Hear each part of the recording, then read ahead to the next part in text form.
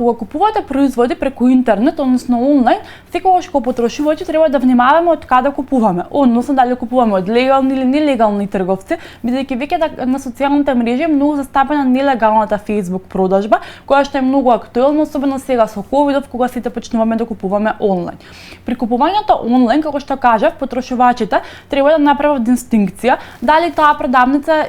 постои некаде физички или пак дали е регистрирана продавница која што продава само онлайн, односно со седиште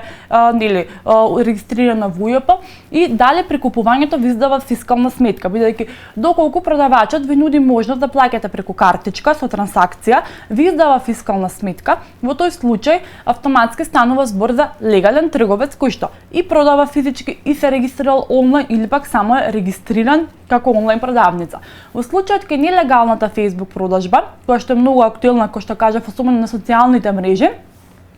тоа се луѓе кои што прават профили, продаваат преку интернет и во случајот ние како потрошувачи купуваме производ, не ни се дава фискална сметка, го плаќаме на рака, нели кога ни го носи каргото и понатаму имаме потешкоти во заштита на своите потрошувачки права, бидејќи не ни е дадена фискална сметка и немаме доказ за извршено плаќање. Од тој аспект ние како организација апелираме до потрошувачите да внимаваат кога купуваат онлайн, да не купуваат од нерегистрирани трговци, бидејќи понатаму можат многу потешко да ги заштитат своите потрошувачки права. Доколку да кажем сте купиле производ преку интернет и си оштетен со недостаток е ви е даден друг производ, имате право кај трговецот во рок од 14 дена од денот кога производот е доставен да барате замена на производот, односно да ви се даде нов производ, да го замените или воопшто да го вратите производот, но сепак ќе кажам, ова право го имате само доколку имате фискална сметка или друг доказ за извршено плаќање, што е многу проблематично кај нелегалната продажба. Доколку се соочите со некаков проблем